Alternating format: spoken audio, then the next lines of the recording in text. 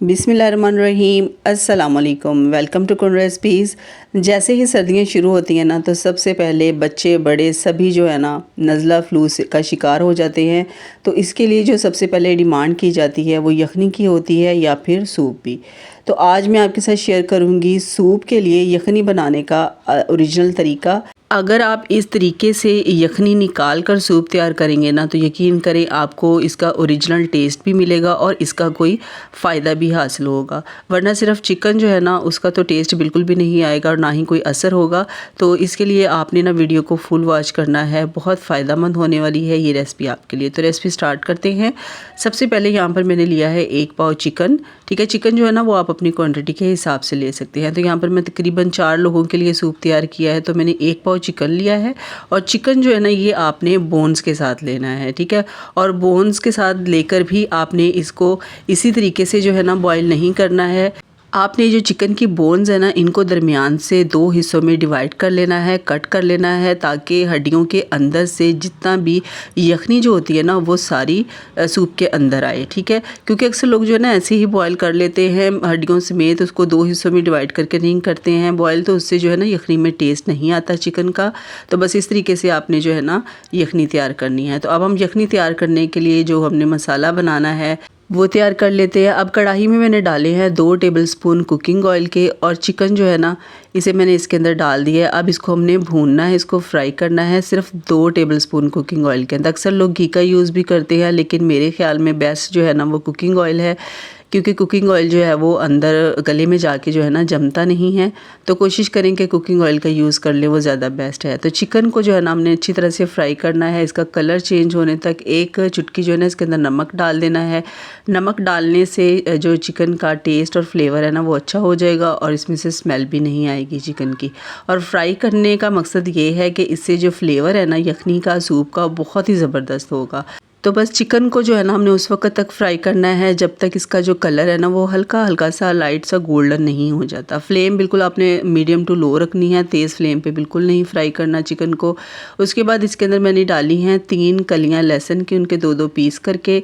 1 दरमियाने size का प्याज डाला है इसके अंदर, और उसके बाद 1 बड़ी इलायची डाली है। इलायची का मुंह खोल के फिर डालना है ताकि फ्लेवर जो है ना वो इलायची का अच्छी तरह से आ जाए। उसके बाद 3 लौंग डाले हैं इसके अंदर, और तकरीबन 10 से 12 काली मिर्चें हैं साबुत वाली, और 1 बड़ा टुकड़ा इसके अंदर डाला है दालचीनी का।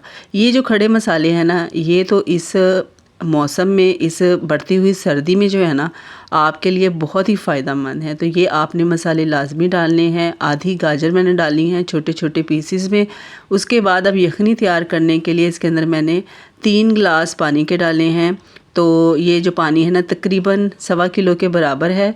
पानी मैंने इसमें ज़्यादा इसलिए डाला है क्योंकि इसको मैंने आधा घंटा जो है ना दम वाली फ्लेम पे पकाना है, ताकि चिकन का जो असर है ना और मसालों का असर है वो अच्छी तरह से यखनी में आ जाए। तो जब इसके अंदर उबाल आएगा ना तो इसके ऊपर जो है ना ये वाइट वाइट सी झाग आ जाएगी। इसको जो है ना आपने ऊपर से उतार देना है, अच्छी तरह से साफ़ कर लेना है, क्योंकि इससे जो है ना सूप का जो टेस्ट है ना वो बिल्कुल ख़राब हो जाएगा। तो ये जैसे ही ऊपर आएगी ना तो फ़ौरन से ऊपर से सारी झाग को उतार के अच्छी तरह से नीट क्लीन कर लेना है, ठीक है। क्योंकि एक तो ये सेहत के लिए अच्छी नहीं है और दूसरा इसके साथ जो टेस्ट है ना सूप का वो ख़राब हो जाएगा। तो यहाँ से अच्छी तरह से निकालने के बाद जो है ना अब दोबारा से हमने इसके ऊपर ढक्कन लगाना है, और आधे घंटे के लिए जो है ना उबाल आने के बाद और झाग उतारने के बाद आधा घंटा इस यखनी को हमने पकाना है, ठीक है। फ्लेम जो है ना वो आपने दम वाली फ्लेम से थोड़ी सी तेज़ रखनी है, ठीक है। बहुत ज़्यादा तेज़ नहीं, बिल्कुल थोड़ी सी तेज़ रखनी है। और आधा घंटा जो है ना इस यखनी को पकने के लिए छोड़ देना है, ताकि हड्डियों में से सारा असर जो है ना वो अच्छी तरह से यखनी में आ जाए। तो ये आधे घंटे के बाद जो है ना इसकी क्वांटिटी आप देख सकते हैं। तकरीबन मैंने 3 गिलास डाले थे, अब पीछे जो है ना 1 गिलास जो है वो खुश्क हो चुका है, यखनी तैयार हो चुकी है। तमाम इसमें जो मैंने वेजिटेबल डाली हैं वो बिल्कुल रुई की तरह सॉफ्ट हो चुकी हैं, चिकन भी सॉफ्ट हो चुका है। अब हमने इसको स्ट्रेन कर लेना है, छान लेना है।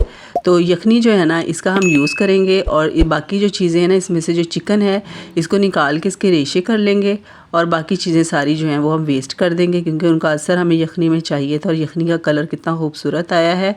तो अब यहाँ पर जो चिकन है ना, इसके आपने रेशे इस तरीके से कर लेने हैं। गरम है चिकन, तो इसलिए फोक की मदद से जो है ना इसके रेशे बहुत अच्छी तरह से हो जाएंगे। बस इसी तरीके से सारे जो है ना चिकन के रेशे कर लेने हैं और हड्डियाँ जो होंगी उनको वेस्ट कर देना है।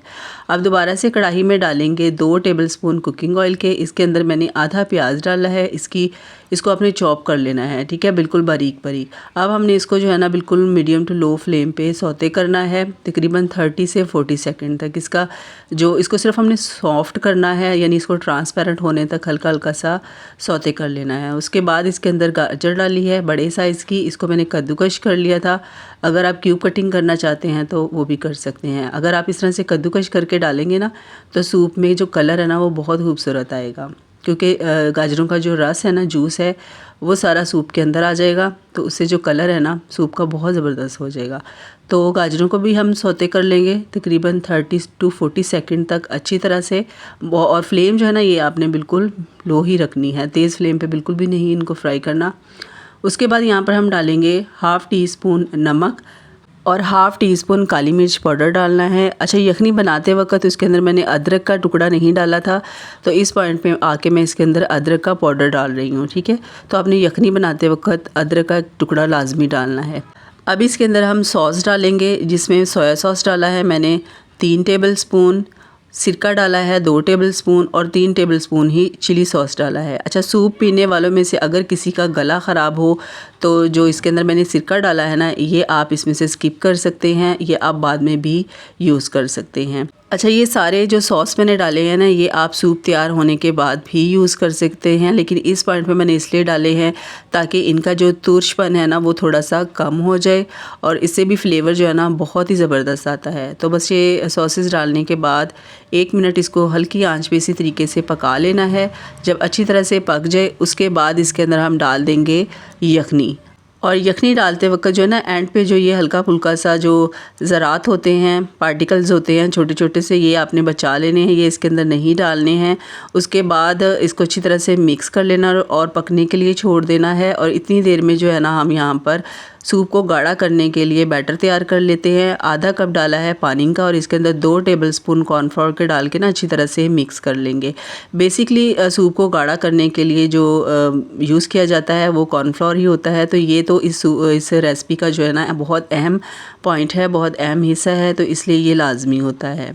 तो अब इसको अच्छी तरह से मिक्स कर लेंगे ताकि इसके अंदर से जितनी भी गुठलियाँ ना वो सारी अच्छी तरह से ख़त्म हो जाएँ।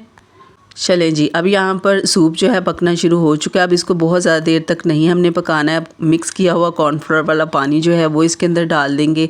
जैसे ही डालेंगे चम्मच चलाते हुए सूप जो है गाढ़ा होना शुरू हो जाएगा, ये देख सकते हैं आप।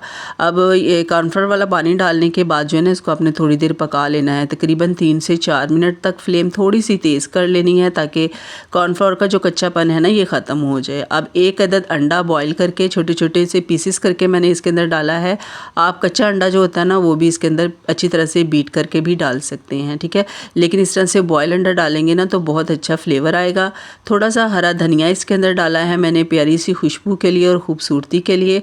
आप हरा प्याज भी डाल सकते हैं। अब इसको अच्छी तरह से मिक्स कर लेंगे और यहाँ पर इसको पकते हुए तकरीबन 3 से 4 मिनट हो चुके हैं। बस आपने कंसिस्टेंसी जो है ना सूप की वो अपने हिसाब से रख लेनी है। अगर आपको बहुत ज़्यादा गाढ़ा पसंद है तो आप गाढ़ा भी रख सकते हैं, वरना बस ये वाली कंसिस्टेंसी जो है ना वो बेस्ट है। उसके बाद इसको बॉल में निकाल लेंगे और सर्व करने के लिए जो है ना मैंने अलग से अंडे बॉयल करके इनकी इस तरह से कटिंग की थी और इस तरीके से जो है ना इनके ऊपर इस तरह से सेट कर देंगे। और सूप को अगर आपने थोड़ा सा चटपटा करना है तो इसके ऊपर थोड़ा सा चाट मसाला जो है ना वो डस्ट कर लेंगे और ये मज़ेदार सा हमारा चिकन सूप बिल्कुल तैयार हो चुका है। तो आपने लाजमी मुझे फ़ीडबैक देना है कि ये रेसिपी कैसी लगे। इंशाल्लाह बहुत मज़े के सूप की रेसिपीज़ आपके साथ मैं लाजमी शेयर करूँगी। बेल नोटिफिकेशन को ऑन कर लीजिएगा। मिलते हैं नेक्स्ट रेसिपी में। अपना बहुत सारा ख्याल रखिएगा। अल्लाह हाफिज़।